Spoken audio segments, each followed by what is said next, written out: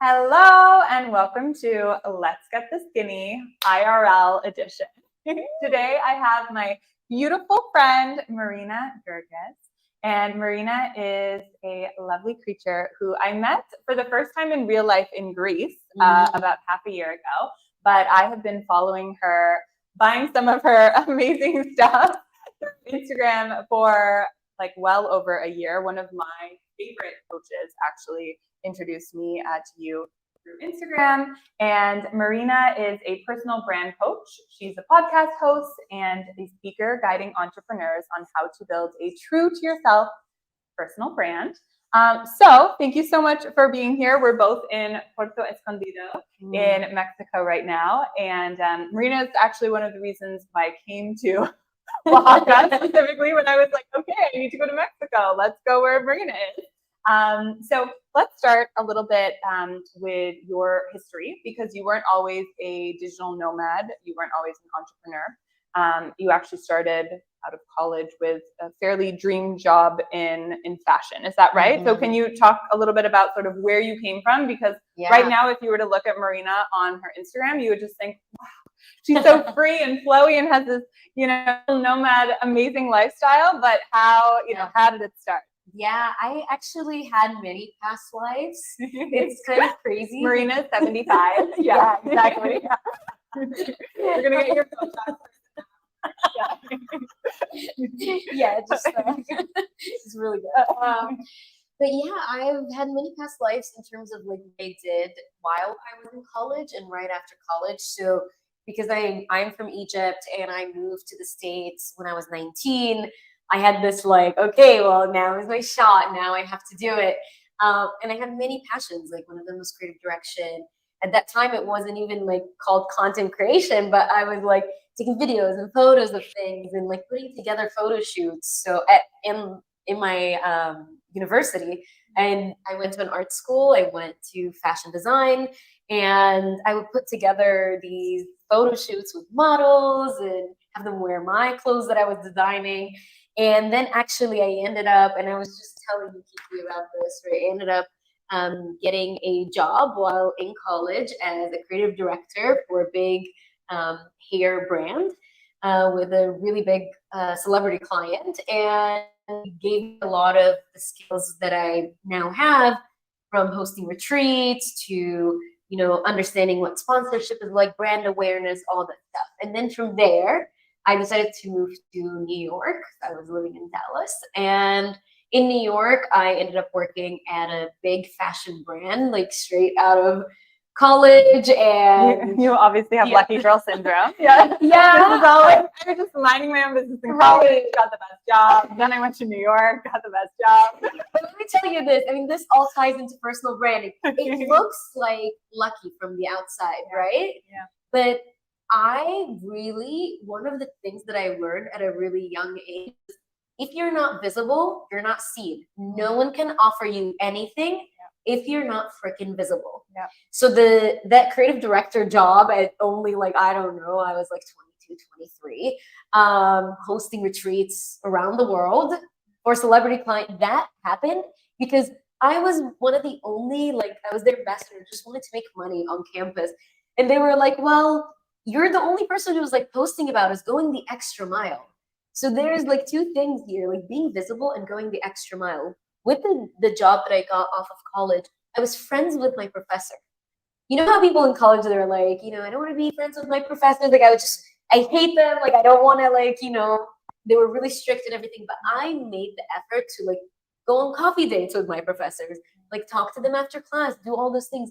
Make sure they knew what my intention is, where I wanted to go. So I was I connected with them. I was I want to go to New York. I want to do this. I want a big fashion job and I want to make money doing it. Yeah. And they were like, okay, I have contacts. Got in the contacts. Then it goes to from your connections and you being visible to then you then taking the lead on this and showing people your expertise, what you're made out of. So I had a good portfolio. I was an award-winning designer at that point because I won multiple awards at school. But I thought it was everything I wanted, and I thought New York was everything that I've dreamed of. It was for maybe a few months until I decided I don't want to do this anymore. And was it like one day you just woke up and you were like, F this? Or was there just this like gradual build of doom? So it was gradual. And then when it happened, it was doom all the time. Yeah. Like I would be crying on the subway, like just commuting to and from work. I was living in Brooklyn, so going to like Midtown in New York, like the 20, 30 minutes on the L train, I would just be bawling my eyes out. I would feel so nervous. I would feel so nauseous. I started to show like signs of stress in my physical body. And that was the first that I started to notice. Like I would like get like hives on my neck and hand, it'd be really itchy. I went to doctors and they were, well, I think it's stress. It does nothing. And it was just make friends with anyone at the office. I felt very small. I felt very like I wanted to hide all the time, and it affected everything in my life, relationships, my well-being. At that time, I also like lost a lot of weight. Like I was just so like fragile, and I was so not healthy. And I think so many women have been there. I've definitely been there. But to be honest, when I was there, I didn't then think, I'll just build my own business and like travel the world, right? You think when you're in that sort of shitty situation, at least for me, it's like, oh, like I just need to get a different job, right? Like I just need to. And so was that the same for you when you were just like, oh, maybe it's just like this particular brand or this particular company or this particular area of New York, right? Or were you like, no, I need something bigger and better? So actually at that time, I have always had a feeling like I wanted to do my own thing. It was for me that fashion job, corporate job, it was the stepping stone to me building my own fashion brand. Like that was always the path that I knew I was taking. It was clear in college for me. Like I was working so hard to get the awards, to get the visibility, to put, like I had a freaking brand in college. Like I already had it. It was called San Marino. Oh, fashion brand. Great name. Yeah. So I like had this whole story about my brand. Like the branding was so on point, but it didn't register. That's what I was doing at that time. But I knew that I wanted my own fashion brand, and working in corporate fashion at this big brand, like huge brand, I was able to learn all the things I needed to learn, make all the money, and then move to do my own thing. But my timeline was shortened. And I was like, why am I waiting to do this? What can I do that actually is in alignment with the lifestyle that I want to live? That was the first thing. So I was like, I know I have no desire to get my boss's job.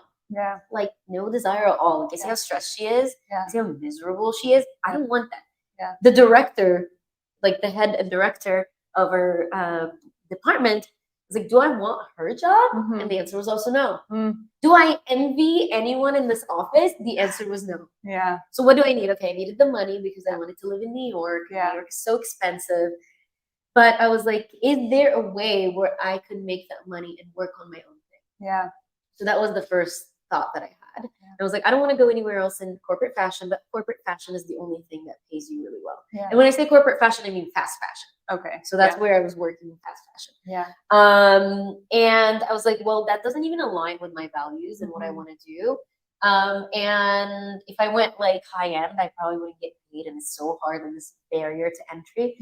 So at that time, I was listening to this book, and I don't know if you know, it's called The 4-Hour Work Week. Oh yes, of course. That book had a moment. Yeah. Literally, everyone was reading that book at one point.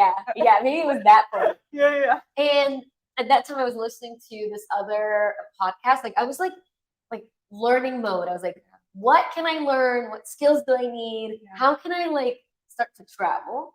Start to have more freedom in my schedule. So I was listening to the podcast called The Vlog Millionaire or something like that. Because at that time, I was like starting a vlog, and let me try this whole blogging online thing. At that time, we didn't have a lot of online coaches. We just had influencers, and we had travel creators. So I was like, let me try this. So yeah, I just wanted to give it a shot because I saw that I didn't have a path forward with the job that I was in. So it was more of that. And it's so interesting because that obviously happened, many years ago. You're still very young, so it's not like it was decades ago, but it was a while ago. And so many of actually my close friends and women that I work with, they're having those same feelings of like, okay, wait, I don't want my boss's job. I don't want my boss's job. I want to get out, but I feel stuck in that I need to make the money. Right. I'm here. Like, how do you actually take that step? And how did you do it? Like, what's like, because you do actually have to give in your resignation and then be like, okay. And for me, whenever I give advice, I always give sort of from an empathetic standpoint of like, I was making money on my kind of side thing before I gave up an actual job. Yet I feel like there's often people will say like, well, you just got to do it. You've got to take the risk. What would you say to someone that, like, how do you make that transition? Absolutely. So there's two scenarios here. There's, you're in a place that's really toxic and you cannot, like, you're showing all the symptoms, like your body is just not, you're nowhere near your well-being goals in your relationships, in your body, in your health. And then there's also the, I just want to leave because I can been feeling like I'm not aligned and I just want to leave and create something for myself. I was in the toxic, like it was toxic. I was experiencing microaggressions, experiencing bullying. I felt like everything was telling me, get the F out, like now. So I had to leave.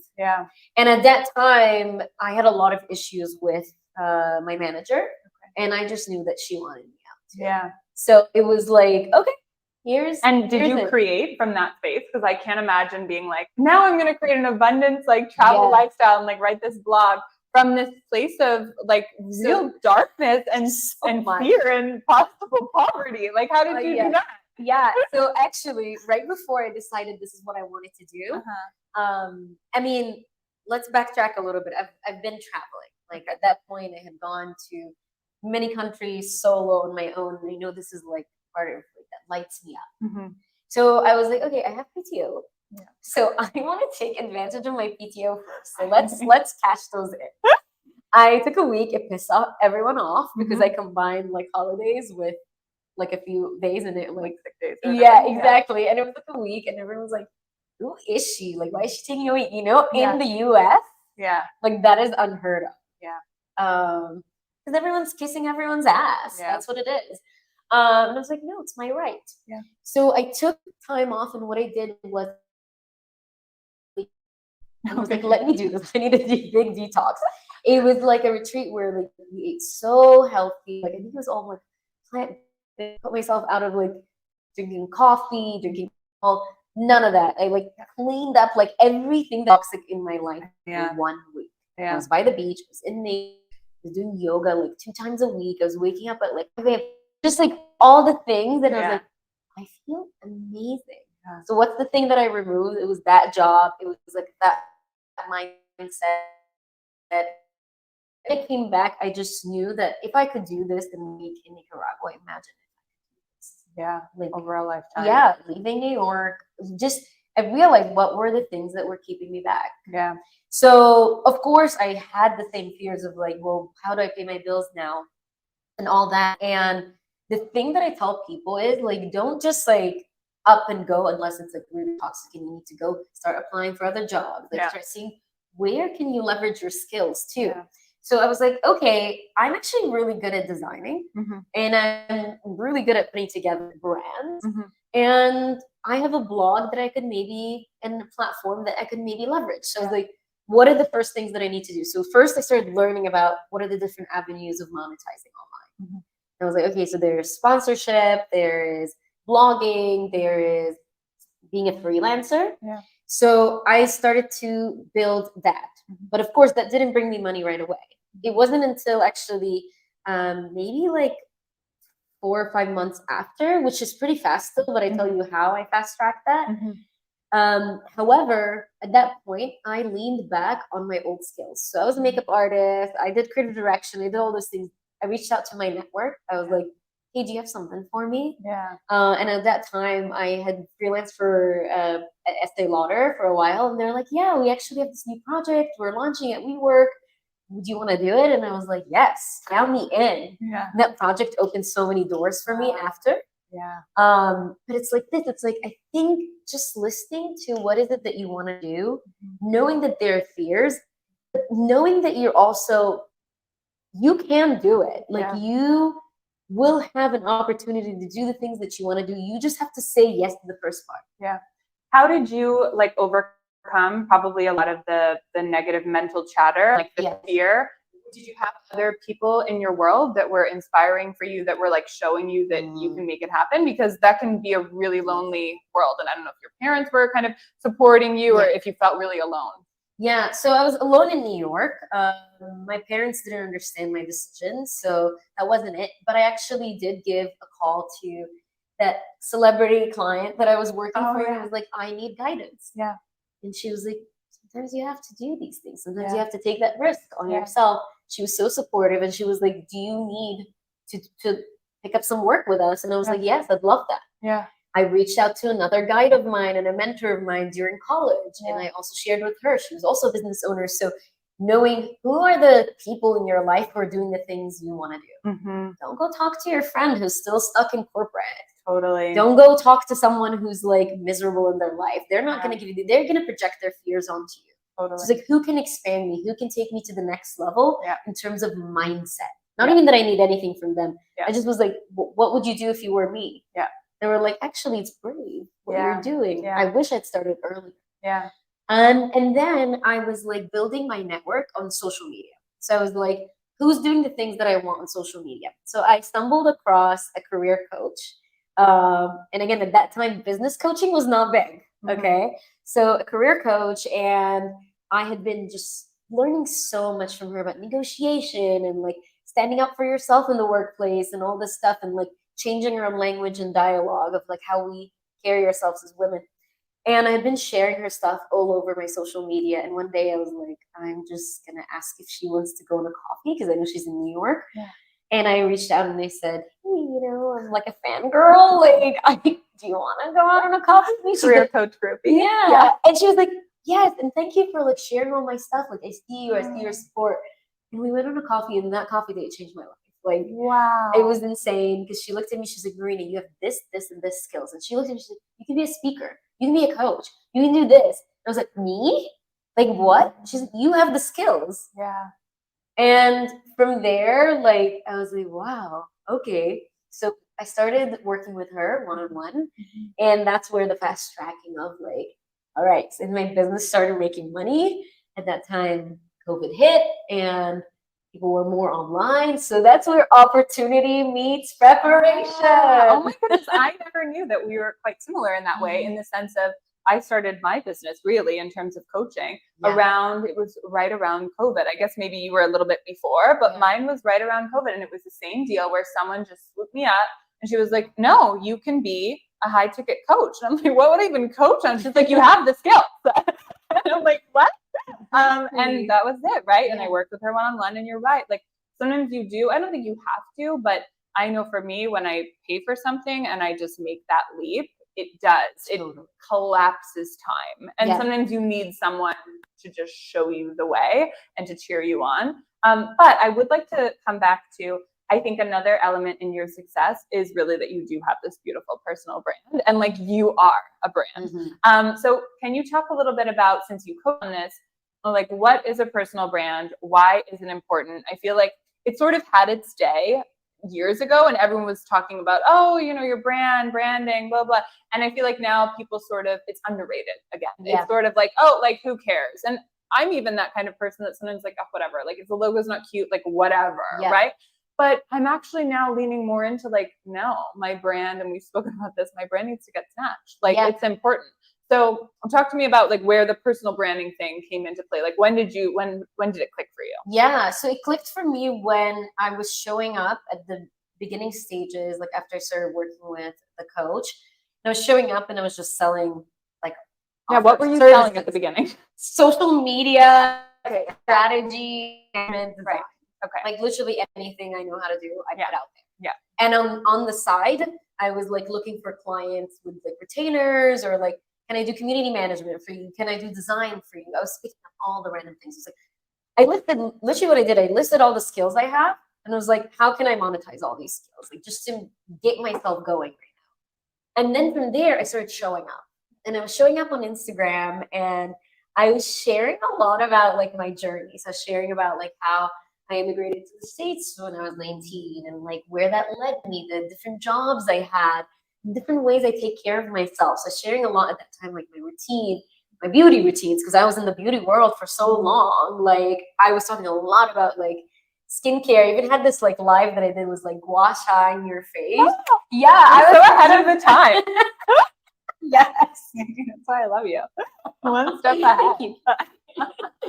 But yeah, so at that time I was just showing up and talking about various things. Yeah. And during that time, also people were not doing this. It's like if you were an expert, you were just talking about like 5 ways you can increase engagement on social media, 6 Canva tricks and tips. And I was doing some of those, and those like really like got my brand somewhere, like with people, because it was like the quick bites that they can do and get wins. But it was what was attracting people, and people were in my DMs like, I love how you show up. How do you show up so authentically? How are you so you? Oh my God, I love that you share about beauty. And at that time I started traveling. I came here to Puerto Escondido, and people are like, what? Like you get to travel and do this? Like, what is it? Like, and people were like, what? Fascinated by like how I'm sharing my life, yet they know me as the branding expert. Yeah. So it was like this for people, and it was mentioned. I basically get messages, which is kind of so weird to say out loud. I want to be like you in my brand. Like I want to share my gifts and my talents and all the different things that I love, but I also want people to hire me and pay me. I was like, all right, come here. Did it always come natural for you? Because you have a gift on stories. I don't watch people's stories, but if I'm gonna watch anyone other than my own, it's gonna be yours. I still remember watching a story of you in Athens, and you were talking about like taking yourself on a date, like alone, right? And you're like, I'm going for dinner in Athens, like table for one, like and it was just so cute. I was like, let's go on a little date with, and so was there something that you told yourself at the beginning of doing that to make it more natural, to make yourself feel more comfortable in that, or did it always just come natural because you didn't think about it too much? Right. So I mean, like looking back at like how I've gotten things in life, like when you said the lucky girl syndrome, and I said it's about really being visible. Yeah. And I was like, what do I want people to see me as? So this was always like something that I think about, like, what do I want to teach people? What do I want people to see me as? And like, how can I be like that example? So maybe part of it does come naturally to me because I've been doing it without thinking, and like really personal branding is something we all kind of have. Yeah. It's just like when you work with someone on your personal brand, they're extracting that out of you. It's already here. Yeah. It's already you. Yeah. You're not creating a persona. And that's why people get it like all messed up. Yeah. They think they're creating a persona. They think they're creating a facade. They think they're creating a logo for themselves. Yeah. No, honey. Yeah. You are just extracting what already is unique about you. And now like putting that on like under the spotlight, packaging it up a little bit and understanding how can it resonate with people. Yeah. And I think it becomes a persona almost organically. At least I feel like that's sort of the way it is for me. Sometimes I'm a little bit like batshit crazy on TikTok.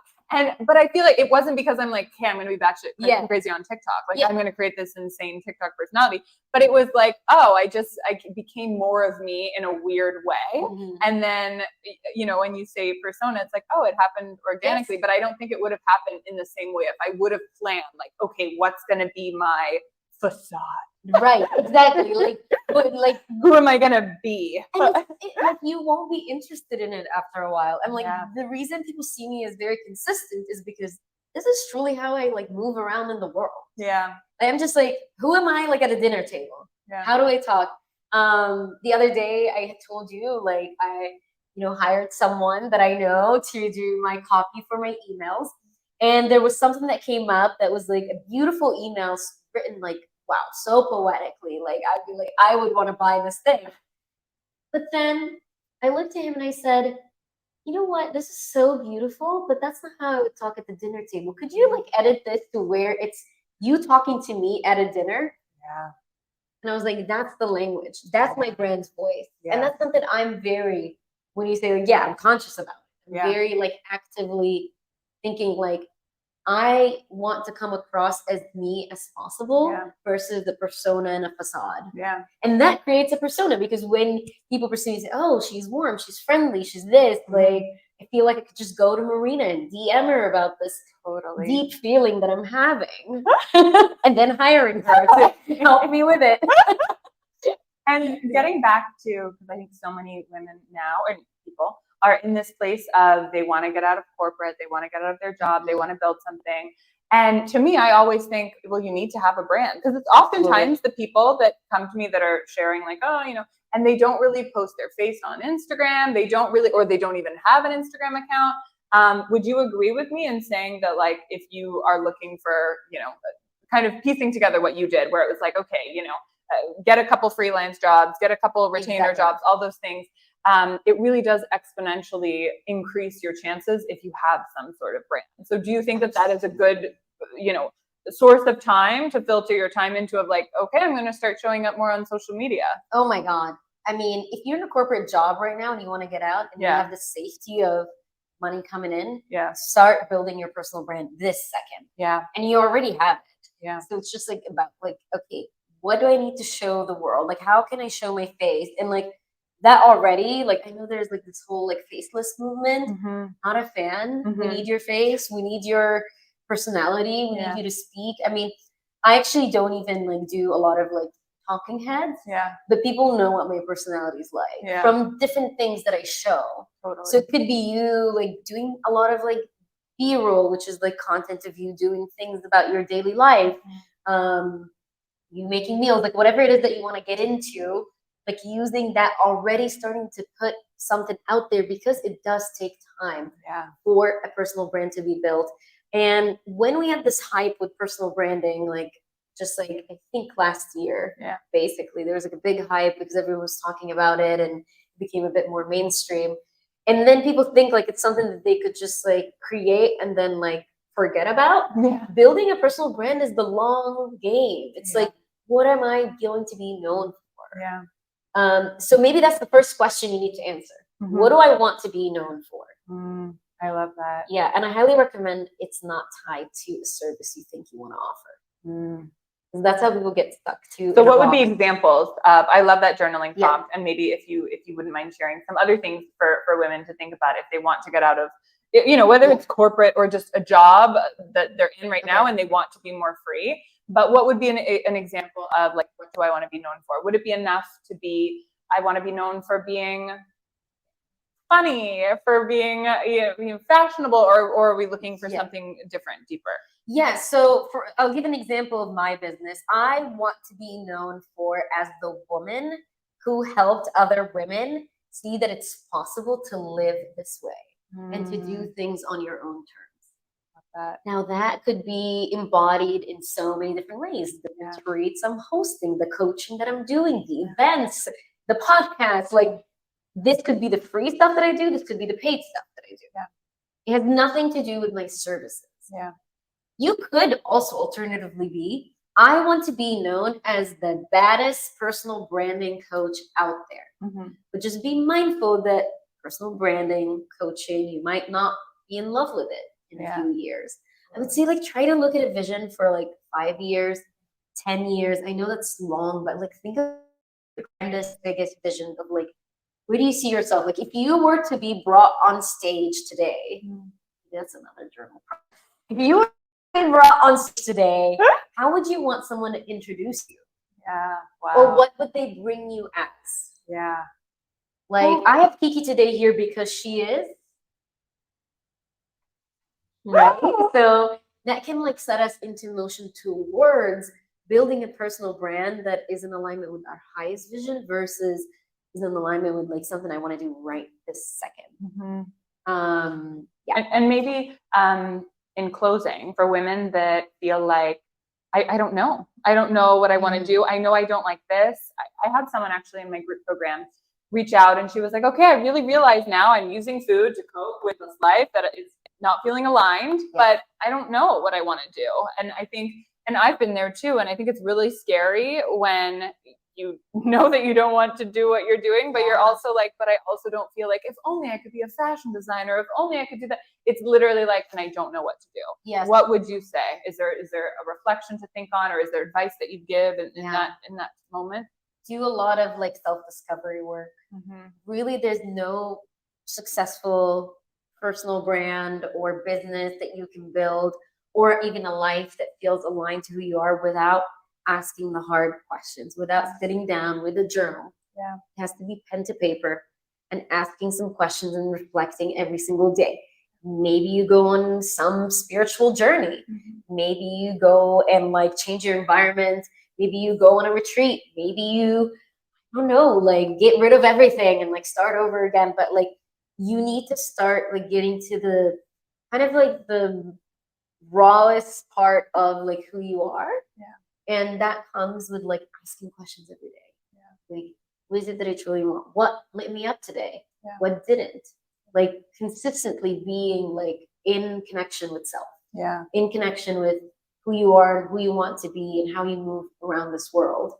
Yeah. I think a lot of us, what happens is that we just numb it and like, oh, I want the answer, I want the answer, I want the answer, and not willing to sit with, okay, why is it so uncomfortable right now? What feels uncomfortable about my situation? Getting like face to face, like this close to our problem and seeing it for what it is. Yeah. You know, like what is the problem here and how can I be so honest with yourself? And no one's gonna read these journals. No one's gonna, you don't need to talk to anyone about it just yet. But just getting so honest and raw about this. I love that. Yeah. And even the analogy with food, there's so much that comes up there, because so often women, oh, I just want to lose weight, or I just want to, oh, I just need to stop overeating. And it's like, the only way out is through. Like every time you use it, you need to witness it and be like, wait, why is this so hard? Why can't I respect myself, or whatever it is, right? And so it's the same deal with like, instead of just, because I've definitely been there, like, oh, I just need to make more money, I just need to do that. And it's like, wait, what's wrong now, right? Like just relaxing into the present and exploring versus, being so in the future. Absolutely. Absolutely. So a last little fun question. What is something that I know that you travel quite a bit, that you feel like is a really grounding ritual, whether it's like a practice that you do every day or once a week, or I don't know, something that you eat, a mindset little thing that you remind yourself of? What do you feel like is grounding you right here, right now in Puerto Escondido, that you're thankful for? Yeah. Oh my God. Like my routines, without them, I don't know like how I would move around this world, because it just give me too much. Yeah. So my routine always involves like some sort of like something that I can taste. So it's usually my matcha. I love making my matcha in the morning. It's such a process. And recently I've been making my own milk. Wow, with what kind of milk? So I made almond this week. Amazing. And I think I'm gonna try oat next, Lovely. like myself, and see like how this adds to the whole ritual. Yeah. Of, like I made this. Like everything is made by me. Yeah. I love whisking and all that. Like that already gets me in. Like, okay, I just started my morning routine. Yeah. And then from there, usually I light something up. So I activate like smell. So incense, palo santo, a candle, and then I sit in silence, I meditate, I say my affirmations every day. That's been so grounding for me. So I have a list of affirmations based on what I want for 2024. And okay, like who do I need to become? Yeah. And just like saying that into my cup. And that like kind of just gets me like already like kind of in the lower part of my body, grounded. And then I journal. And that's usually my routine. And like I do it every day, and I feel like it creates kind of like this like very strong like ground under me, so that I can build upon it like during the day. Yeah, I love that. Oh, well, it's been so nice to chat with you. I've learned more about you. For those that would like to follow along with the lovely adventures and watch all your stories, where's the best place to go? Instagram. I live in my stories. I do stories. I'm also, I'm in the DMs too. If you want to say hi, at Vivaciously Marina. I know it's a hard one to spell. I mean, if you can't spell vivaciously, yeah, exactly. Get lost. Just kidding. Vivaciously. I'll link that in the show notes. Thank you, Marina. Thank you, Kiki.